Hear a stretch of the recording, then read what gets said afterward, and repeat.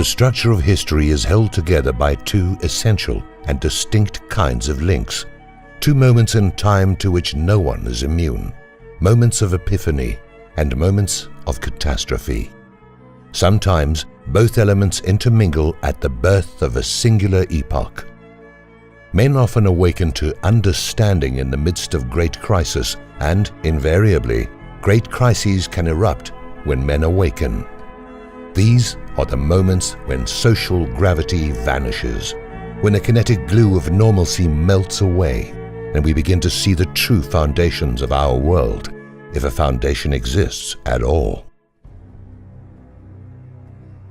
Catastrophe occurs when too many people refuse to accept that around us always are two universes at work. There is the cold, hard reality that underlies everything, and on the surface is a veil of deceit and compromise. The more humanity compromises vital truths in order to enjoy the comfort of illusions, the more mind-shattering it will be when those illusions fall away.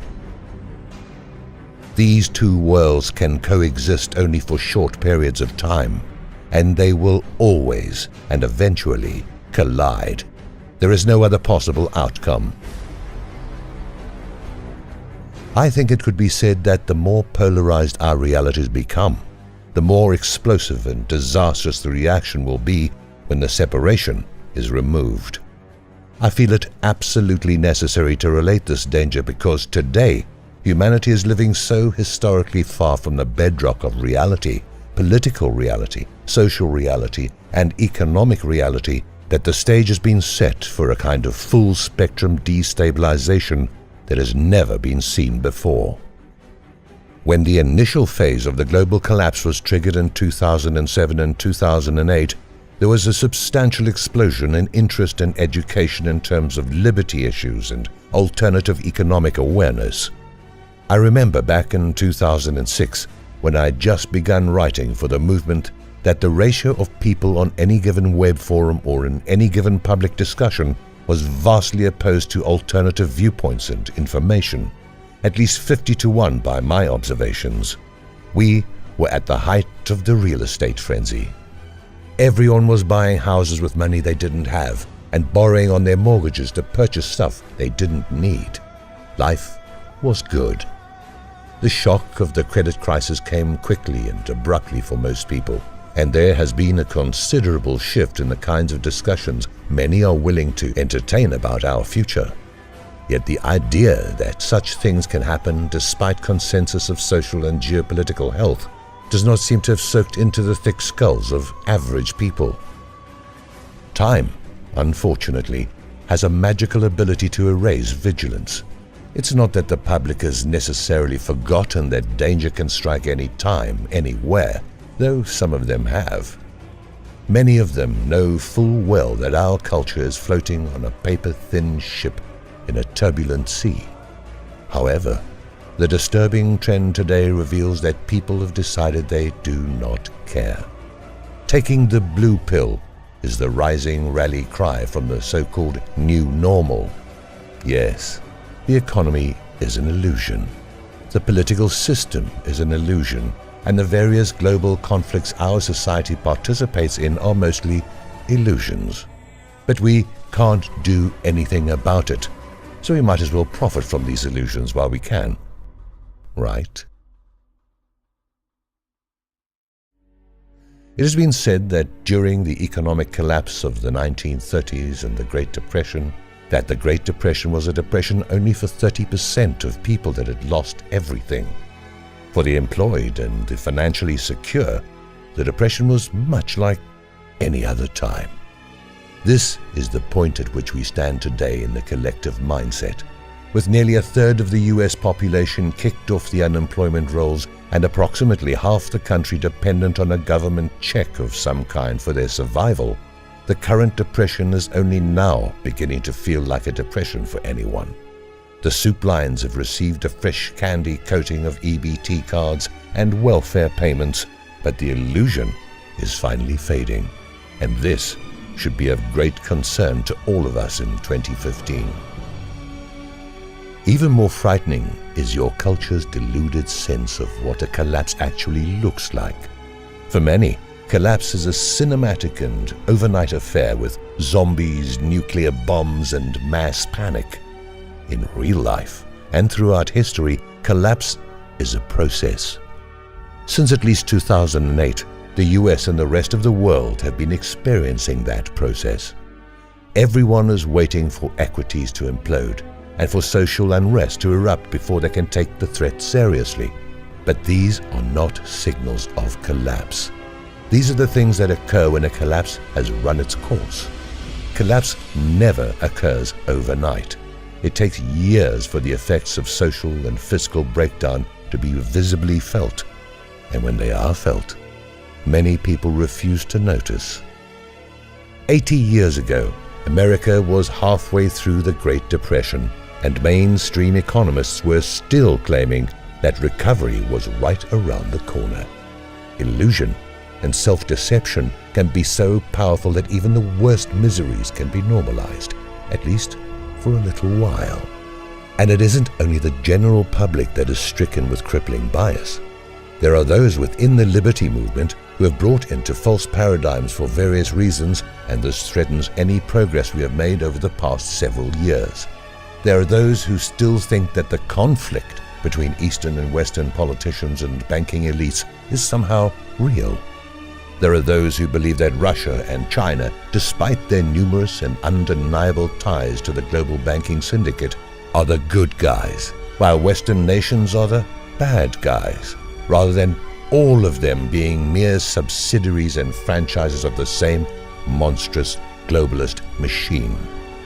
They hold onto this illusion, I think, because it is much more frightening to accept the reality that we are alone, that the liberty movement is the first and last line of defense against centralization, that the responsibility for the future of independence and individual freedom rests on our shoulders. It is much easier to fantasize that there are others out there, nations and governments with armies and capital, that are on our side and will fight our battles for us. This illusion will be a painful one for many in the movement as they begin to realize that the East is actually working in tandem with international financiers instead of working against them. There are also those in the liberty movement who cling to the notion that the fight against globalism will be won without physical conflict. They believe that if we simply protest long enough, play the political and legal game long enough, nullify long enough, refuse to participate long enough, that the elitist edifice, an edifice which has existed for centuries and has manipulated historical precedents for just as long, will suddenly disappear in a puff of fairy dust. The first problem with this strategy is that it relies on the assumption of time. Sure, anything is possible given ample opportunity. Perhaps the movement could grind away at the New World Order over the course of several decades until the majority of the masses are awake and aware, which is exactly how long it would take. However, I think it infinitely foolish to presume that we have decades to accomplish this task. If the past has shown us anything, it is that tyranny does not respect reason and, at a certain point, couldn't care less about image. Tyranny respects only power. It does not respect the protestations of ants it can crush underfoot, but it will make a wide path around the rattlesnake ready to strike. While there is utility in the pursuit of intellectual and philosophical combat, if you are not willing to be the rattlesnake as well, then you are not going to effect change against such an opponent. You will eventually be stepped on. The refusal to accept responsibility for one's own defense is yet another product of fear. Fear that the enemy is too powerful, that all resistance is futile. But resistance is only a assured failure if resistance is never undertaken. Sheeple defeat themselves with their own minds before they ever stand up, and so they never stand. This is the only reason totalitarian elements ever achieve success. Again, Many in the liberty movement are going to face a rude awakening when they realize they have relied too much on the notion of the system policing itself, instead of preparing for the worst-case scenario. And finally, the globalists themselves suffer from a veritable fog of illusions to which I can speak only briefly. We are stepping over the threshold of an age that will shatter the illusions of everyone, and the internationalists are no exception. The root pillar of elitist globalism itself is that some men are born to rule, while other men are born to serve. Some men are born kings and other men are born slaves. The psychopathy of this belief system should be evident, but psychopathy also elicits blinding ego and hubris, which smothers any inherent questions of motive. I do not think the elites ever actually consider the validity of their own philosophies. I am relatively certain their manner of viewing the world is much like that of a cult, a religious sect driven by the brutality of zealotry rather than the empowering nature of understanding. Such men cannot be reasoned with. The illusion of rightness is far more important to them than actual truth, and this is their greatest weakness. Hidden under all the posturing and power-grabbing, deep in the recesses of their own assumed omnipotence, I sense an ever-present terror within the globalist culture. I sense a brand of terror that comes only from the seed of doubt.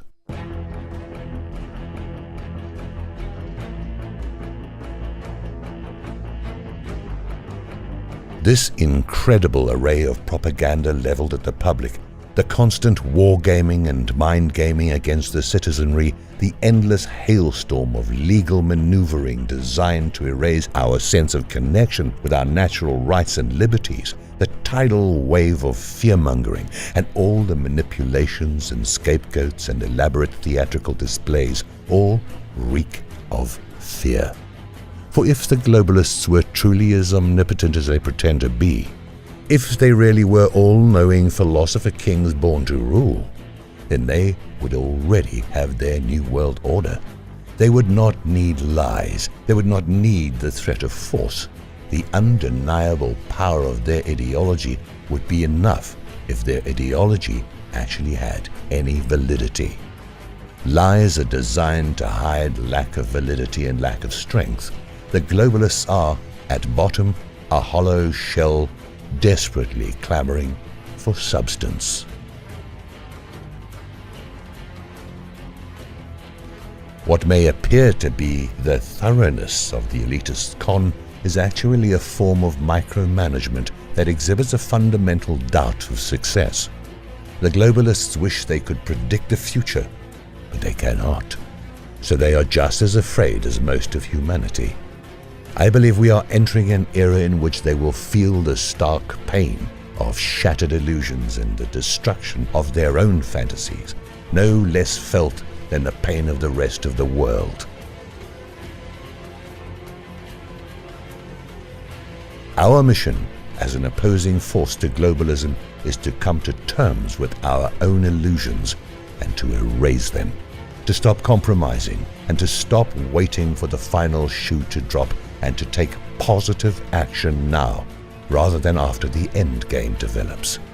This means preparation and organization for the worst-case scenarios. This means making one's family, neighborhood, and community as self-reliant and secure as possible. The excuses have to stop. The distractions and intellectualized silver bullet solutions have to stop. Hard work and risk are all that is left, all that matters. If we do this, and if we do it now, then victory is possible. In any contest of strength and will, he who knows himself best, he who sheds all illusion, will be the winner.